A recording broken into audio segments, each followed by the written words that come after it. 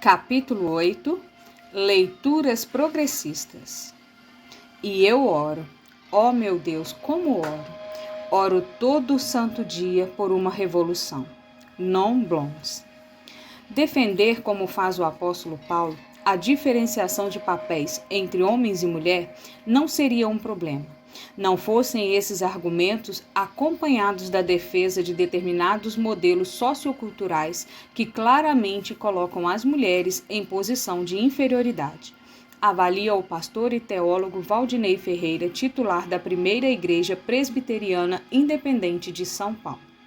Segundo Valdinei, as mudanças socioeconômicas causadas pela Revolução Industrial, com a inclusão das mulheres na força de trabalho, intensificadas no século XX, além de suas conquistas de cidadania política, refletiram na leitura dos textos bíblicos. A primeira barreira derrubada na direção da igualdade foi a admissão da cidadania plena das mulheres com direito ao voto. E se há igualdade jurídica entre homens e mulheres numa sociedade, fica difícil sustentar a inferioridade dentro do lar ou da igreja. De algum modo, esse foi um efeito salutar do processo de secularização das sociedades modernas, afirma o teólogo. Curioso é perceber que é nos textos do próprio apóstolo Paulo que se encontram os fundamentos para derrubar a ideia de subordinação feminina. Valdinei escreve: leituras conservadoras dos textos bíblicos têm sido feitas ao longo dos séculos para justificar a subalternidade feminina em diferentes contextos culturais. Entretanto, os textos bíblicos têm sido igualmente citados para apoiar o empoderamento feminino defendido na atualidade. Um dos textos mais citados com este propósito é extraído da carta de Paulo ao Gálatas.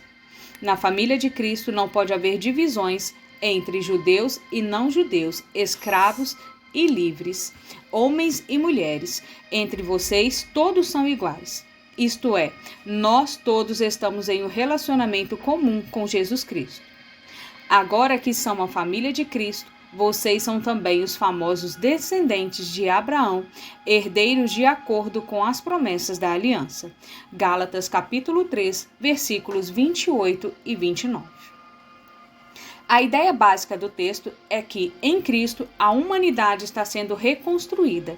Agora sim, as barreiras étnicas, sociais, econômicas, culturais, incluindo-se os papéis socioculturais atribuídos a cada gênero. Para Valdinei Ferreira, todas as mensagens bíblicas que apontam para as diferenças de gênero, raça ou etnia devem ser relidas à luz desse texto aos Gálatas.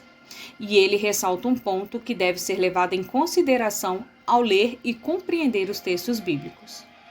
Outras passagens bíblicas que são costumeiramente interpretadas de maneira restritiva ao papel das mulheres na vida da igreja e da sociedade devem ser interpretadas levando em conta o contexto de seus leitores originais e os grandes princípios gerais das Escrituras: amor, justiça, nova criação em Cristo, dentre outros.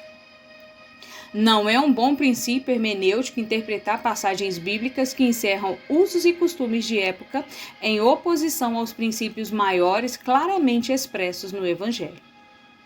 O teólogo John Stott também segue essa mesma linha de entendimento. Não significa que os homens perderam sua masculinidade e as mulheres a feminilidade. Significa que, em relação à nossa postura diante de Deus, por estarmos em Cristo Jesus e desfrutarmos de um relacionamento comum com Ele, as distinções raciais, nacionais, sociais e de ambos sexos são irrelevantes. Pessoas de todas as raças, de todas as classes sociais e de ambos sexos são iguais diante dele. Embora minoritária, essa interpretação mais progressista sobre o papel da mulher é defendida por várias lideranças respeitadas no universo evangélico brasileiro. O pastor e teólogo Ed René Kivitz, da Igreja Batista de Água Branca, em São Paulo, por exemplo, afirma que os dois argumentos teológicos mais usados para defender a subordinação feminina, a mulher foi criada depois do homem e a mulher pecou primeiro, são anulados tanto na Epístola aos Gálatas como em 1 Coríntios, em que Paulo escreve: no Senhor. Todavia, a mulher não é independente do homem, nem o homem independente da mulher. Pois, assim como a mulher proveio do homem, também o homem nasce da mulher. Mas tudo provém de Deus. 1 Coríntios capítulo 11, versos 11 e 12. Mesmo tendo sido criada em segundo lugar, Annalisa Kiewit é a mulher quem recebe o dom da maternidade, o poder de gerar aquele que futuramente viria a redimir a humanidade do mal. O argumento da primazia da criação é cancelado pelo poder da maternidade. Quando no Gênesis lemos, colocarei inimizade entre a mulher e a serpente, e o filho da mulher vai esmagar a cabeça da serpente, entendemos que a descendência da mulher vai vingá-la da corrupção da serpente, significando que a mulher dará origem ao Cristo, aquele que tem poder para derrotar o poder do diabo e da maldade. É por essa razão, segundo o pastor, que Paulo afirma em 1 Timóteo capítulo 2, versículo 15, a mulher será salva dando à luz filhos. O ensino sobre esse assunto nas igrejas é feito em praticamente 100% das vezes de forma fundamentalista, afirma Ed René Kiewit. A Bíblia foi escrita para os homens, não para as mulheres, numa sociedade patriarcal e machista. Numa sinagoga onde uma carta do apóstolo Paulo fosse lida, elas estariam isoladas em uma galeria, enquanto os homens ficariam embaixo. Numa reunião caseira, elas estariam no fundo da sala e eles na frente. Elas seriam meras espectadoras, não participariam ativamente das discussões. Se o apóstolo Paulo apresenta ideias aparentemente em defesa da igualdade entre homens e mulheres, por que então, eu pergunto ao pastor Kiewit, muitos leitores da Bíblia o enxergam como um símbolo autoritário do patriarcado e até mesmo como misógino? Paulo é muito mal interpretado e quem o detesta são pessoas que leem a Bíblia como se ela tivesse sido escrita nesta semana. Ele promove a emancipação da mulher, mas é tratado como se tivesse retroalimentado a lógica machista e vertical, o que não é verdade. Quando o apóstolo escreve, em Efésios capítulo 5, que os maridos devem amar suas mulheres, assim como Cristo amou a igreja e entregou-se a si mesmo por ela, Kiewit observa que essa era uma ideia impensável para aquela cultura. Entregar-se por ela, sacrificar-se por ela, morrer por ela, inconcebível. Estamos falando de uma sociedade em que o marido podia pôr a mulher para fora de casa pelo simples fato de não gostar de sua comida. Os rabinos autorizavam isso naquele tempo. A mulher envelhecia e podia ser substituída por outras mais novas, tornando-se serva delas. Ser amada decididamente não era uma expectativa das mulheres naquele período, afirma. Quando Paulo diz para as mulheres serem submissas a seus maridos, não há nada de novo nessa fala. Mas quando ele diz, maridos, amem as suas mulheres como Cristo amou a igreja, essa é a verdadeira bomba contida em Efésios 5. Paulo também introduz, segundo essa análise, o princípio da submissão mútua. O marido deve igualmente submeter-se à sua esposa, os pais aos filhos e os patrões aos seus empregados. O maior desce de seu pedestal e se curva diante do menor. Na Bíblia Sagrada, posição não é privilégio, é responsabilidade. Ser Messias não é privilégio, é responsabilidade. Ter que morrer sacrificado, ser apóstolo não é privilégio, é ser o primeiro entre os servos. Para o pastor, as igrejas falham por não ensinar corretamente aos homens esse princípio. Mentalidade romana. A ideia da submissão define nosso relacionamento com o próprio Deus. O problema é que nossa sociedade está fundamentada em outros valores. Temos a mente de Roma. E a cabeça de Roma diz que o forte deve dominar. Domínio é sinal de força, de poder. Jesus rompe esse padrão, e o que ele prega é uma loucura completa para os nossos ouvidos, afirma o pastor e teólogo Luiz Saião da Igreja Batista Nações Unidas de São Paulo, um dos mais respeitados biblistas e hebraístas brasileiros. Essa ruptura com a mente romana proposta por Jesus está clara, segundo Saião, na opção que ele faz de afastar-se do centro do poder político e religioso em Jerusalém e escolher para espalhar sua mensagem uma região distante e menosprezada, a Galiléia. No meio do mato, cuidando de gente que não tem muito valor, incluindo as mulheres, dando-lhes uma atenção que só lhe trará problemas. Desde então, afirma Saião, o seguidor de Jesus Cristo ganha um novo paradigma e deve se esforçar para fazer a chamada metanoia ou mudança de mentalidade, adotando uma atitude humilde e pronta para servir o outro. Em Efésios, Paulo está discutindo como nós devemos nos conduzir agora que conhecemos a Cristo. Ele fala sobre sermos cheios do Espírito Santo, em oposição às bebedeiras do mundo pagão, e de submetermos-nos uns aos outros no temor do Senhor. Essa frase, que no grego é um particípio presente, com força de imperativo, significa: vocês devem viver se curvando diante da realidade do outro. É a ideia preciosa reforçada por Lutero de que o cristão é mais livre de todos os homens, porque não está sujeito a ninguém, somente a Deus, ao mesmo tempo que é escravo de todos, porque vive para servir, afirma Saião. O poder interno é superior ao poder externo da força. Essa é a proposta do Novo Testamento. E se nós considerássemos realmente viver sob essa proposta, estaríamos lutando para ser o mais submissos de todos. Enquanto hoje o pessoal quer ser bispo, apóstolo, Paulo afirma que quer ser servo de Cristo. Ele acha que isso é mais honroso. Estamos, em geral, em sintonias diferentes. O teólogo observa, porém, que isso não tem nada a ver com o estilo de submissão exigido por maridos machistas que se acham donos das suas mulheres e as sufocam e até mesmo as maltratam fisicamente. A ajudadora e o cabeça. Possivelmente os dois termos cujos significados são mais debatidos teologicamente quando se estuda os papéis masculino e feminino são a ajudadora idônea e o cabeça. O primeiro aparece no Gênesis durante a criação da mulher, momento em que, para alguns estudiosos, começaram os problemas. Ou quando, como melhor observa a autora americana Raquel Redwevers, pela primeira vez, o Criador nota um aspecto de sua criação que não é bom. Não é bom que o homem esteja sozinho, diz Deus. Vou fazer para ele uma auxiliadora idônea. Gênesis capítulo 2, versículo 18. A palavra original no hebraico nos ensina Luiz Saião é Ezer Kenegedo, um substantivo masculino que significa o que presta socorro, que auxilia, que salva. Não tem a ver com gênero, é o mesmo termo usado naquele Salmo de Davi, o 121, que diz: o Senhor é o meu socorro. Se eu fico doente, o meu médico é meu Ezer Kenegedo. Não há ali implícito nenhum sentido de inferioridade, explica.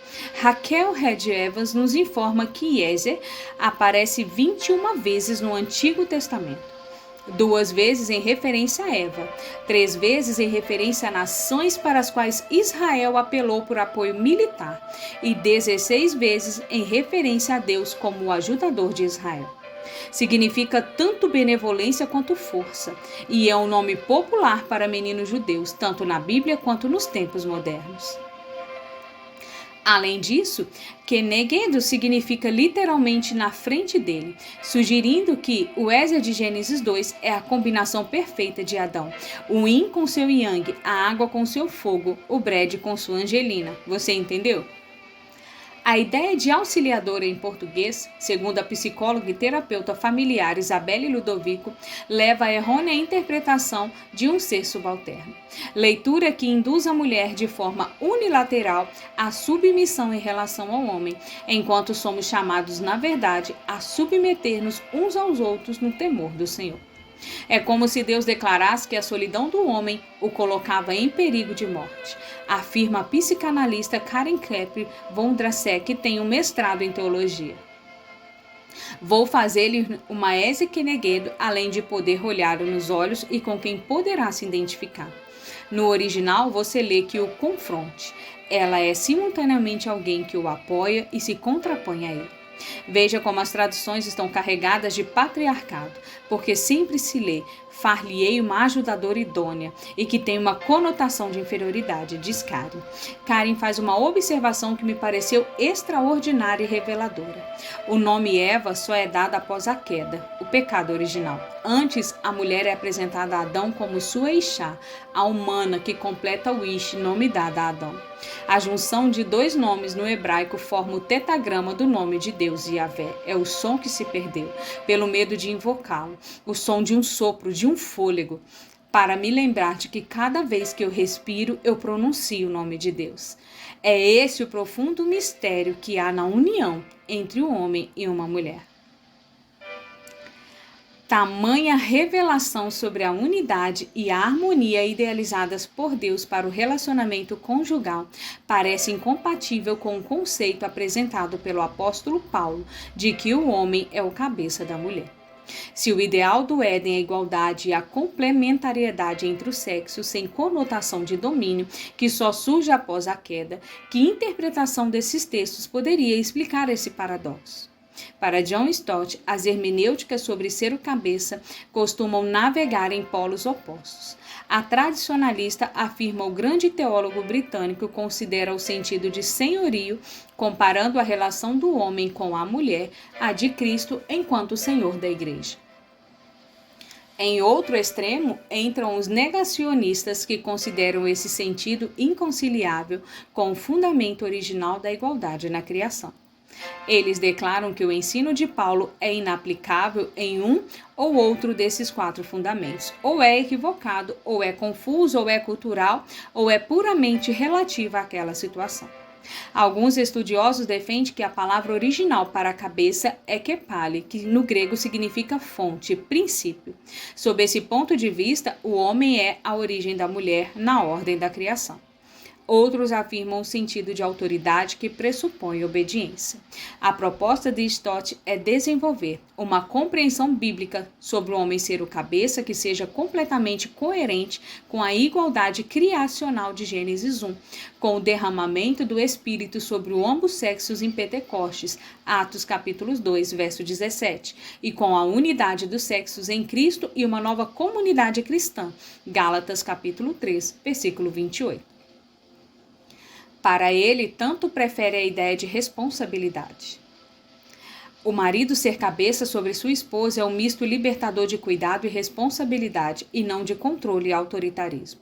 Essa distinção tem grande importância. Ela tira a visão de que temos o papel do marido relacionado a questões de dominação e tomada de decisão, e leva essa visão para a esfera do serviço e do sustento. O admirado teólogo, autor, poeta e pensador irlandês C.S. Lewis vai além ao escrever que a autoridade do homem sobre a mulher só existe sobre a condição de entrega e amor sacrificial. Autores cristãos, especialmente Milton, falaram às vezes da liderança do marido com uma complacência que dá arrepios. Precisamos voltar à Bíblia. O marido é o cabeça da esposa quando ele é para ela o que Cristo é para a igreja.